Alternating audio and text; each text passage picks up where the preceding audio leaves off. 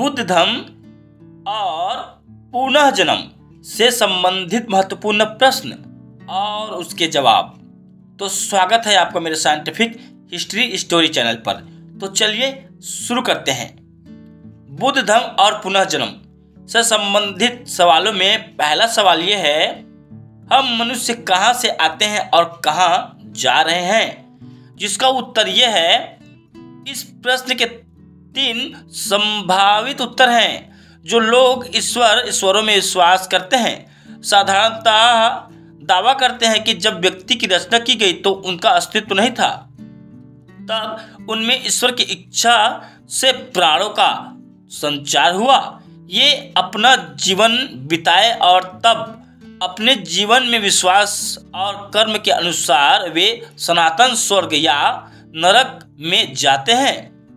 दूसरा है, मनुष्य प्रकृति का अध्ययन करने वाले और वैज्ञानिक जो दावा करते हैं कि व्यक्ति में प्राणों का संचार गर्भधारण के समय प्राकृतिक कारणों से होता है। गर्भधारण जिसको बोलते हैं, ये जीते हैं और तब मृत्यु के समय अस्तित्व समाप्त हो जाती है।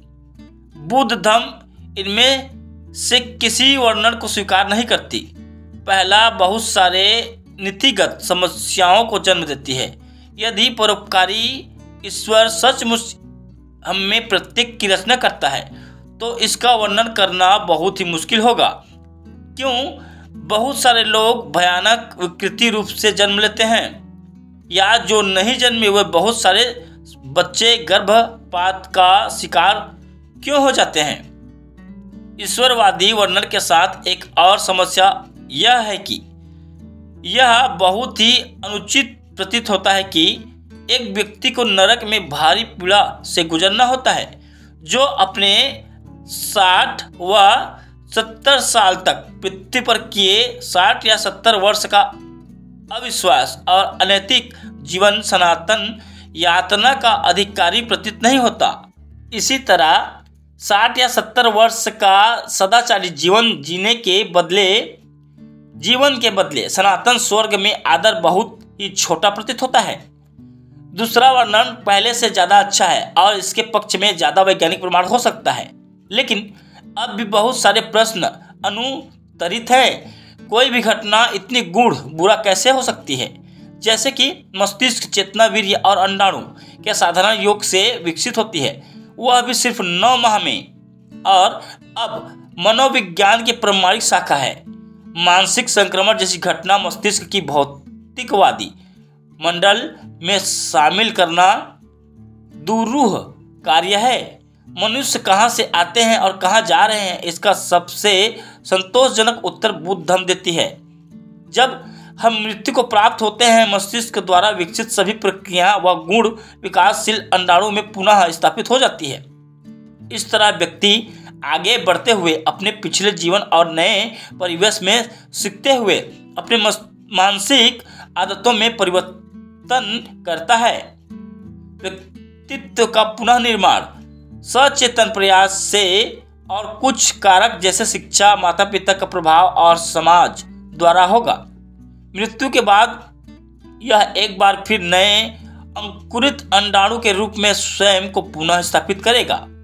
मृत्यु और जीवन की प्रक्रिया निरंतर जारी रहेगी जब तक कि कुछ कारण जैसे कि लालसा और अज्ञानता खत्म नहीं हो जाती। जब ऐसा हो, दोबारा जन्म लेने के स्थान पर मस्तिष्क निर्माण की अवस्था को प्राप्त कर लेता है, और यही बुद्ध धम्म में परम पद है और जीवन का उद्देश्य भी। प्रश्न दूसरा, किस तरह मन एक शरीर से दूसरे में जाता है? जिसका आंसर उत्तर यह है, इसके बारे में जानने के लिए रेडियो तरंगों का अनुमान करें। रेडियो तरंग जबकि शब्दों का संगीत से नहीं बने बल्कि भिन्न बारंबारता पर ऊर्जा होती है, स्थानांतरित होती है, अंतरिक्ष से गुजरती है, आकर्षित और सीवीवर यंत्र द्वारा प्राप्त किया जाता है, जहां से ये मनसामन ही शब्दों और संगीत रूप में प्रसारित हुई। मृत्यु के समय मानसिक ऊर्जा और अंतरिक्ष से गुजरती है। गर्भाधान डिम्ब द्वारा आकर्षित और प्राप्त की जाती है। जब पूर्ण विकसित होता है यह स्वयं को मन में केंद्रित करता है, जहां से वह बाद में स्वयं को अपने नए व्यक्तित्व के रूप में प्रोत्साहित करता है। सवाल तीसरा, क्या कोई हमेशा मानव जाति के रूप में जन्म लेता है? जिसका उत्तर है नहीं। अनेकों प्रजातियां हैं जिनमें कोई पुनः जन्म ले सकता है। कुछ लोग स्वर्ग में पुनः जन्म लेते हैं, कुछ नरक में पुनः जन्म लेते हैं, कुछ लोग भूखी प्रकृति के रूप में जन्म लेते हैं इत्यादि। स्वर्ग कोई स्थान नहीं जो अस्तित्व में हो, जहाँ कोई शरीर रूप में रहता हो और जहाँ मन केवल आनंद का अनुभव करता हो। सभी अवस्था की तरह स्वर्ग भी अस्थायी है और जीवन अवधि जब समाप्त होती है दोबारा व्यक्तित्व का पुनर्जन्म मनुष्य के रूप में हो सकता है। इसी तरह नरक कोई स्थान नहीं जो व्यक्तित्वगत हो, जहाँ कोई तस्वीर रखता हो और जहाँ व्यक्ति का मन मुख्यता क्रोध और पीड़ा का अनुभव करता हो। भूखी प्रकृति मनुष्य की तरह पुनर्जन्म लेना भी अस्तित्व की एक अवस्था है, जहाँ शरीर सूक्ष्म रूप में है और जहाँ मन निरंतर तलाश और असंतोष से पीड़ित रहता है। अतः स्वर्गीन अवस्था में व्यक्ति मुख्यतः आनंद का अनुभव करता है। नरकीय अवस्था में और मुखी प्रकृति में लोग मुख्यतः दुख का अनुभव करते हैं और मनुष्य जाति मुख्यतः दोनों के मिश्रण का अनुभव करती है। मानव जाति और अन्य जातियों के बीच का मुख्य अंतर शरीर के प्रकार में और अनुभवजनित गुण का है।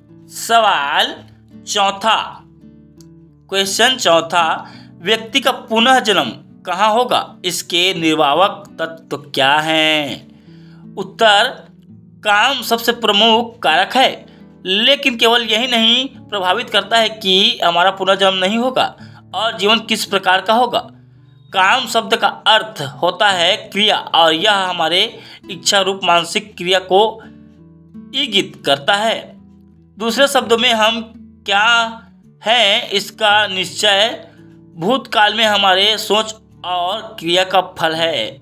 इसी तरह हमारी वर्तमान सोच व क्रिया हमारे भविष्य को प्रभावित करेगी कि वह कैसा होगा। सज्जन प्रेमी प्रकार का व्यक्ति स्वर्ग में पुनर्जन्म की ओर प्रवृत्त होता है, उस मानव जाति के रूप में जिसमें सुहाने अनुभवों की प्रबलता हो।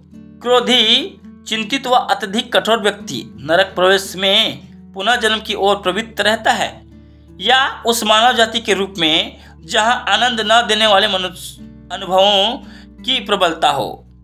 व्यक्ति जो लालसा, प्रचंड उत्कृष्टता और तीव्र अभिलाषा से भरा हो, जो कभी उत्कृष्ट नहीं होता, भूखा प्रवृत्ति के रूप में पुनर्जन्म पाता है, या उन मानव जाति के रूप में जो लालसा और चाह से निराश रहता है।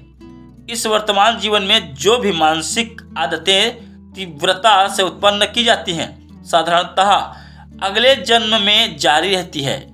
यद्यपि अधिकांश लोग मनुष्य जाति के रूप में पुनः जन्म पाते हैं।